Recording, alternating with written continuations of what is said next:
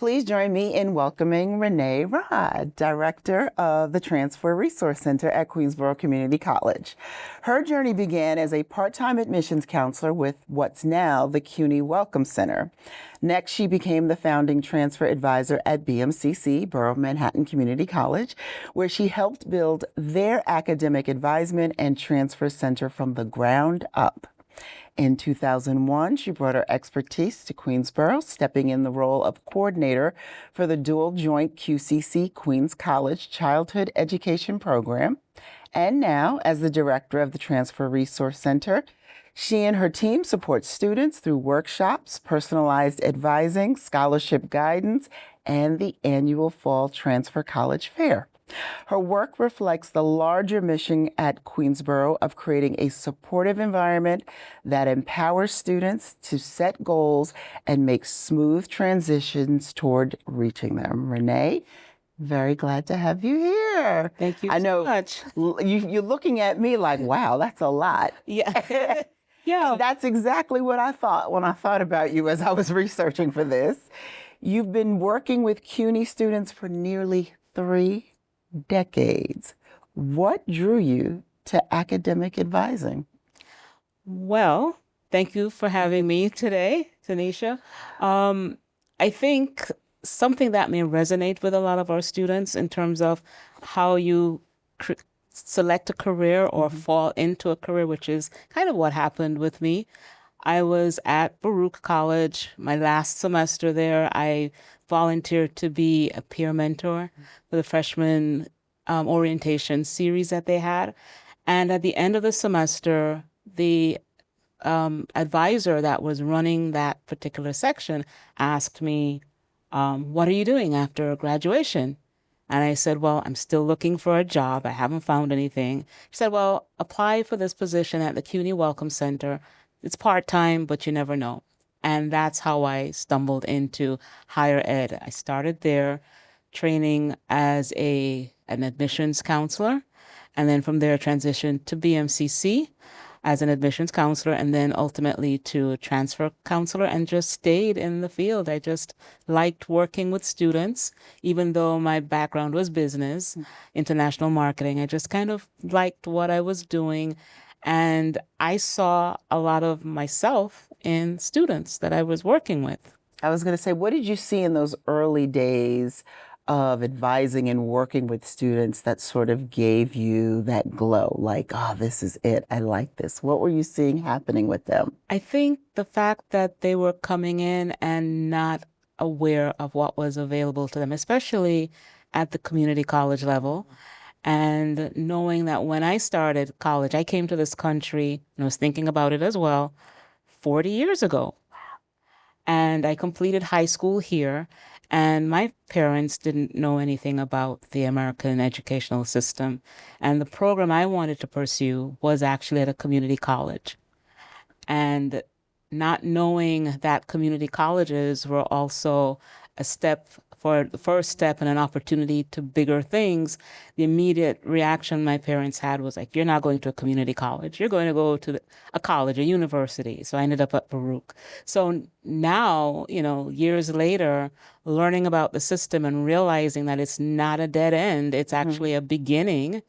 I wanted to be able to share that information with students. A lot of the times, students coming in to a community college are so eager to get out, not realizing that it's a blessing in disguise at times for them.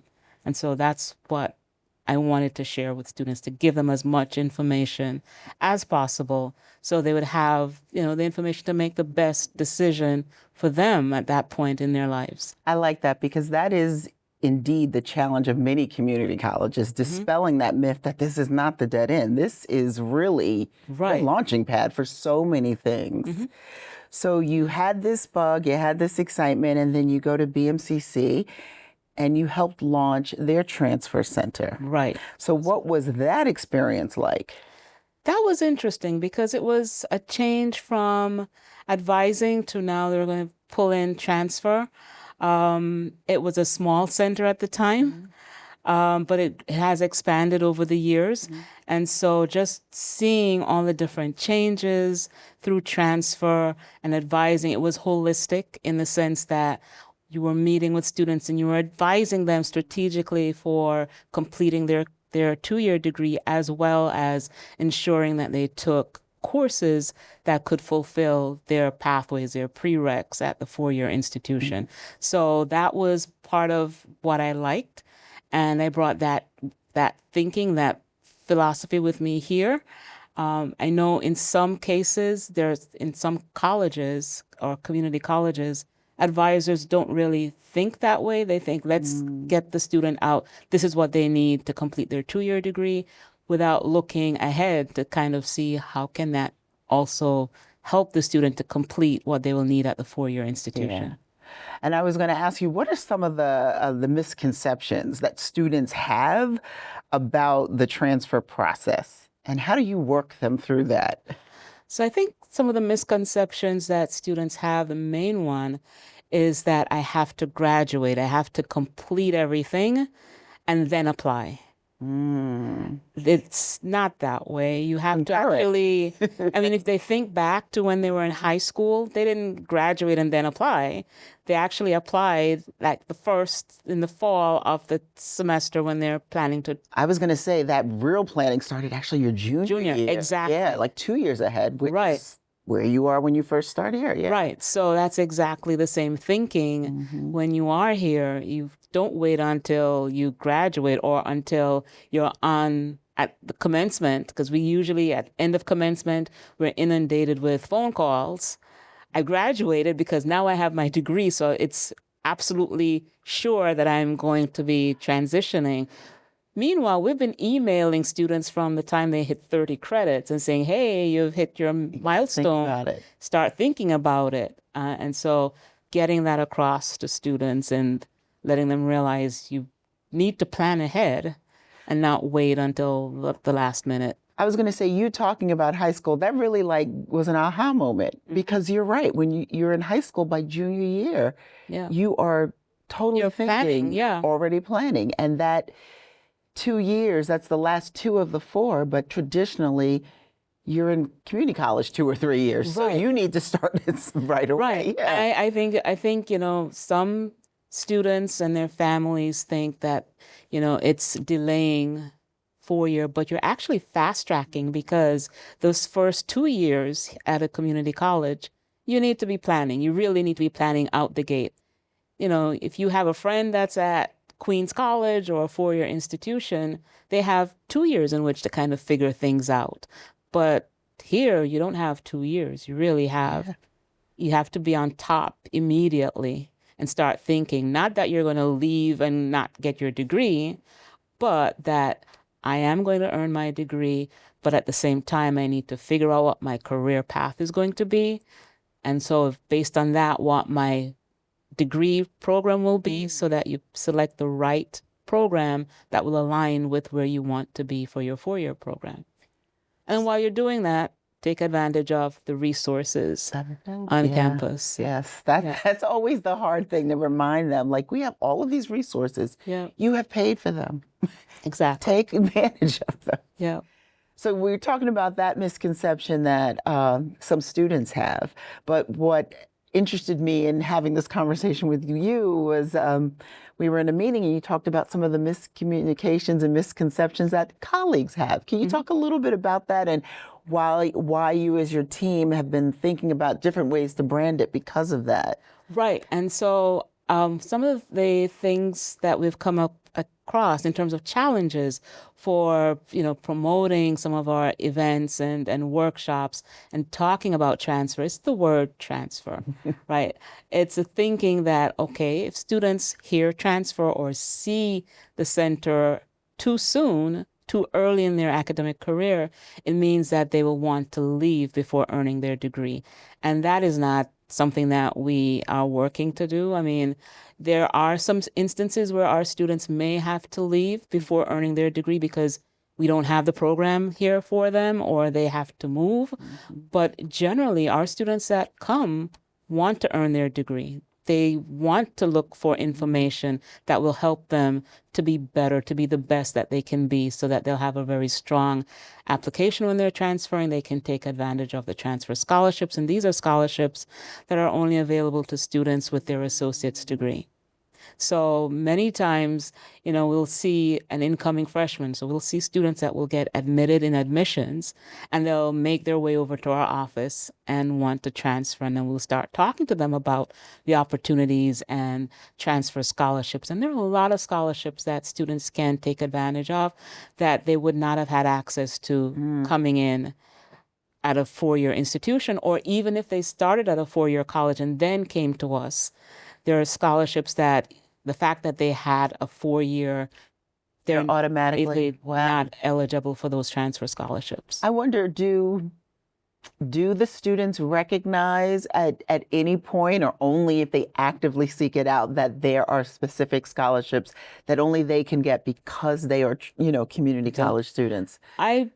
Some who have done their homework will know, but many of the students don't realize that these scholarships exist. And some of it harks back to being in the high school. When they're meeting with their college advisors in the high school, some of the high school advisors are pro CUNY, pro community college, some are not. And so their focus is to get their students into four-year programs.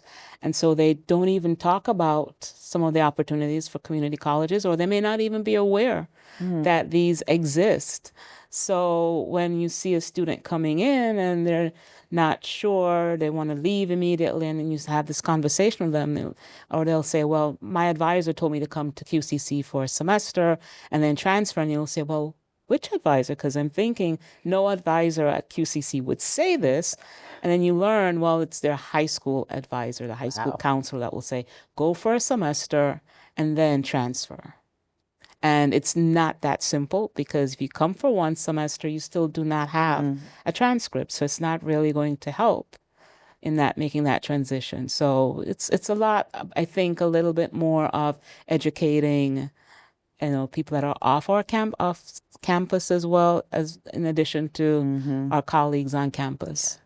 So much of the transformational work that the college is engaged in, part of it is making that shift and thinking about ways that we integrate academic options, career pathways earlier in a student's career, much like what you've talked about, like at the moment that you come.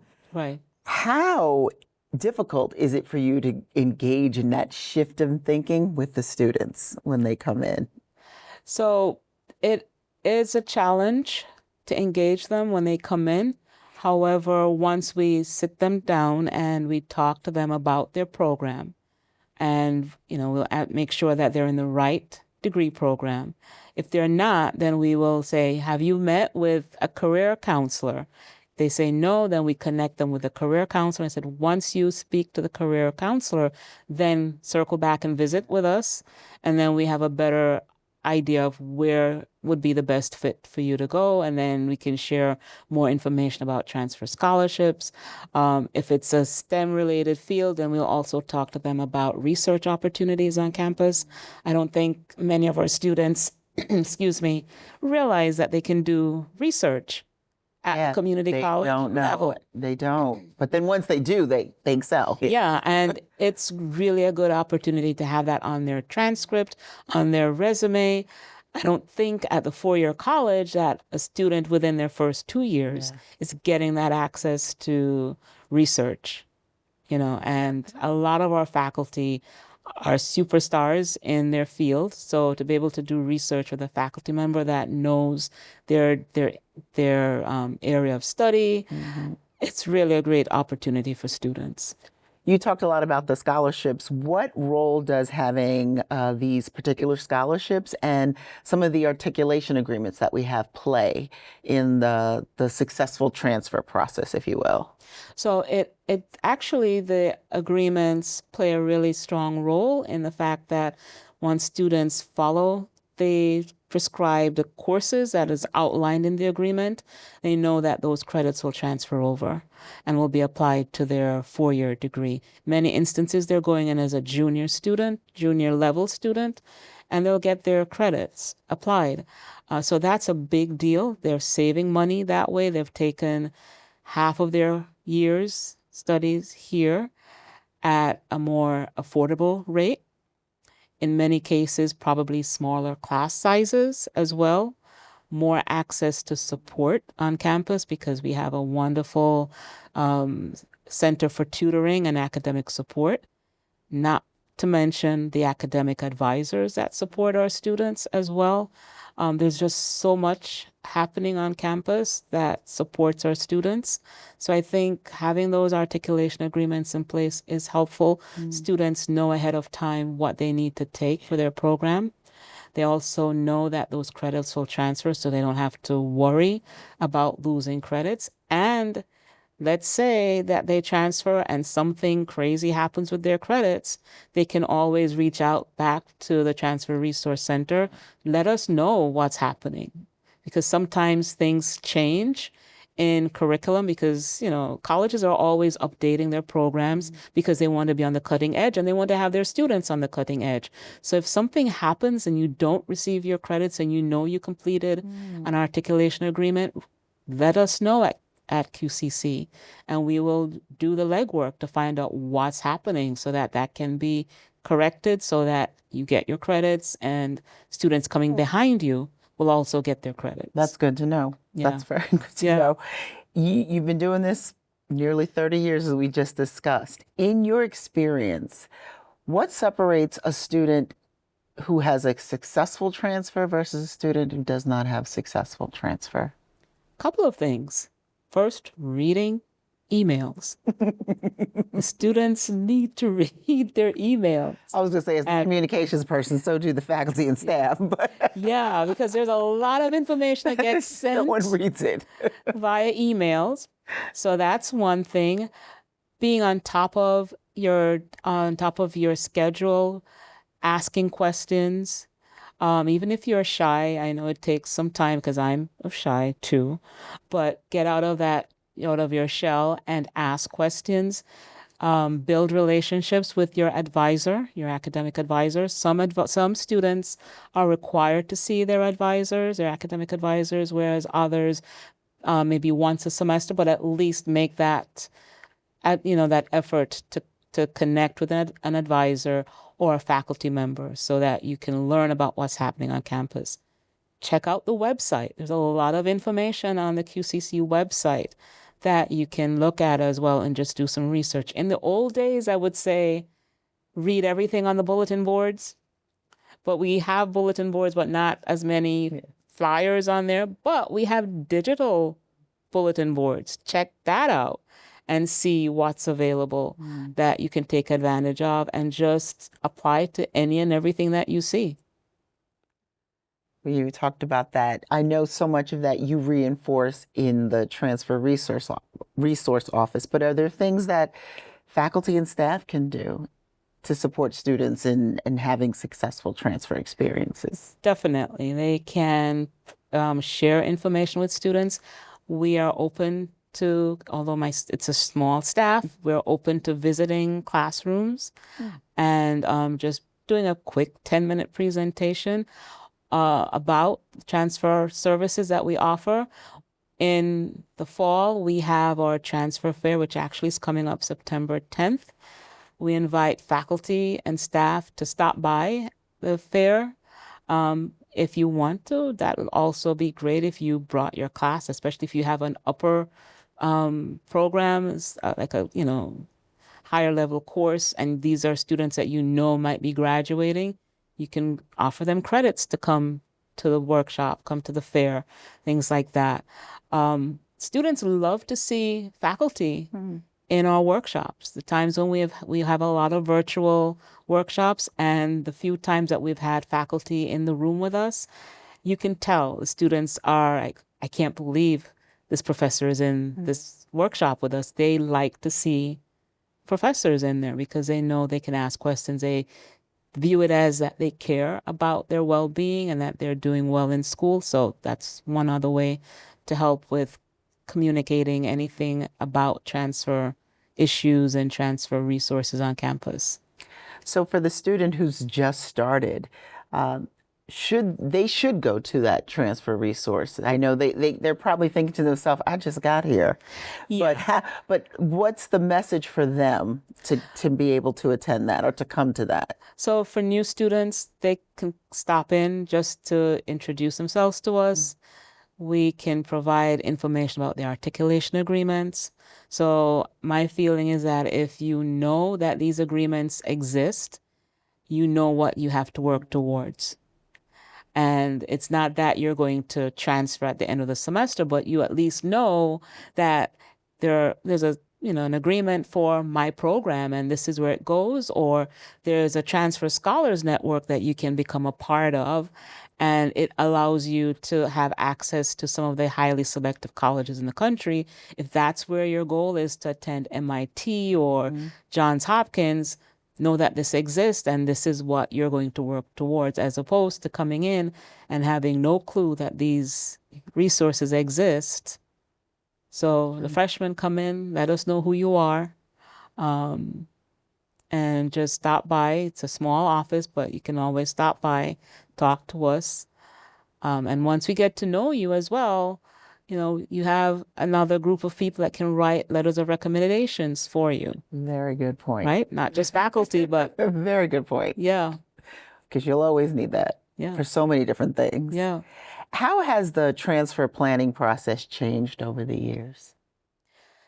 So it has gotten better, I think, in terms of having a way for students to see how their transfer credits within CUNY will transfer. So we've been in this about 30 years. When I first started, we had something called CUNY Tips.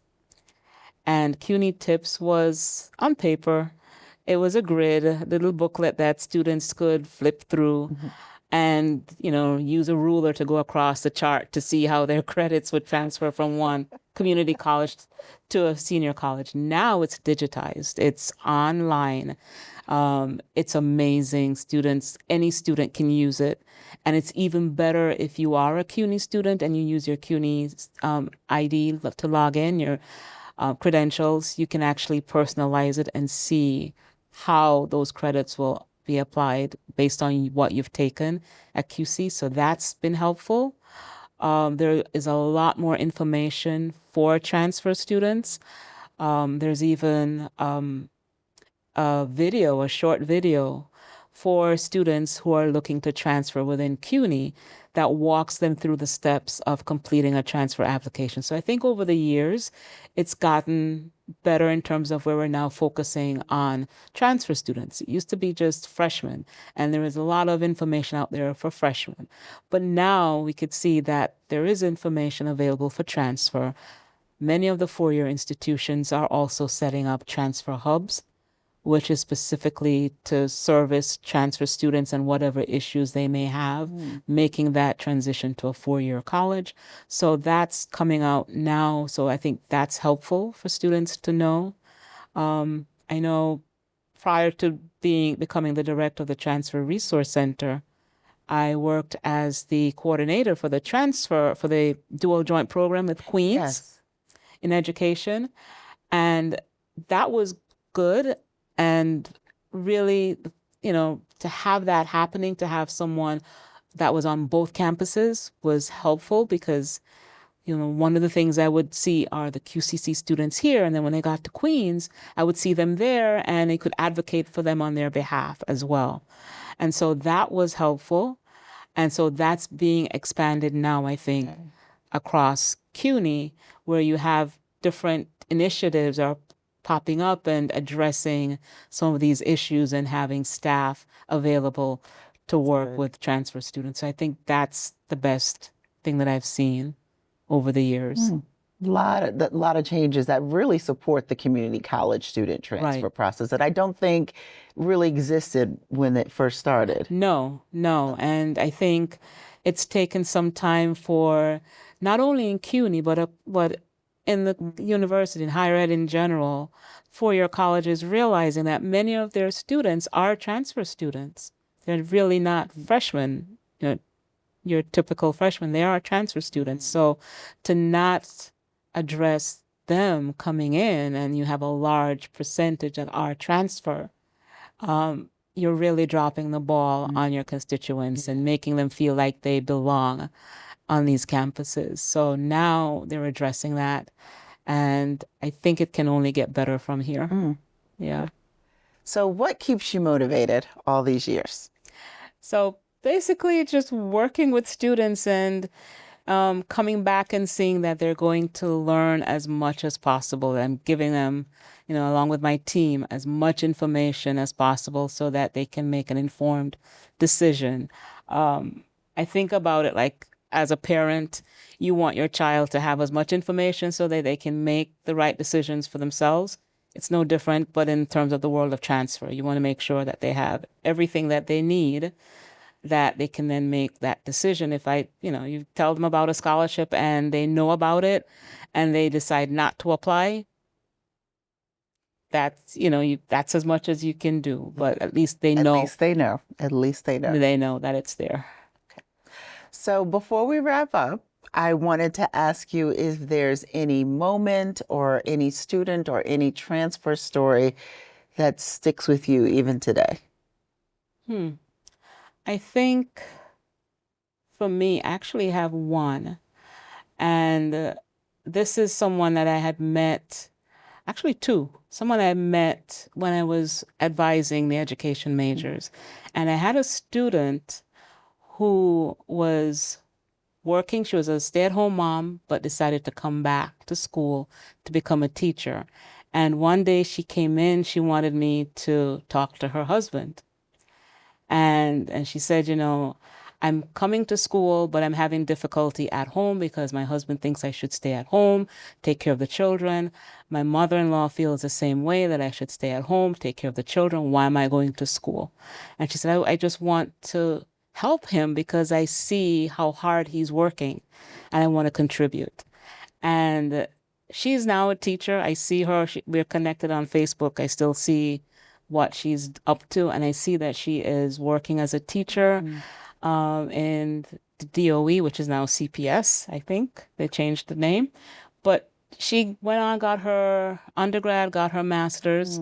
So, she's been helping her husband, has done a lot of things, moved into the middle class. I mean, it's amazing to see that change. That's everything that you said, that this is not a last step. This is your launching pad. Yeah.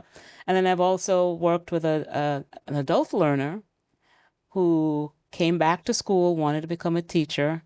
And I ran into her in all places, Trader Joe's, shopping. And I see this student and she looks familiar. And it was a student, and she got her master's, actually graduated from QCC, was on her way to going to Queens College, but received a full scholarship to NYU. And then went on and did her master's as well. And she's teaching. Yeah, so. That has to feel good. Yeah, to be able to see that transformation, yeah. Well, thank you so much. I've learned a lot. I've learned a lot talking with you, and I hope that others learn a lot about what you do by listening to it. And so I thank you so much for joining us. Well, thank you. Thank you. And I hope you will join us next time, where you will get to know someone else from Queensborough Community College.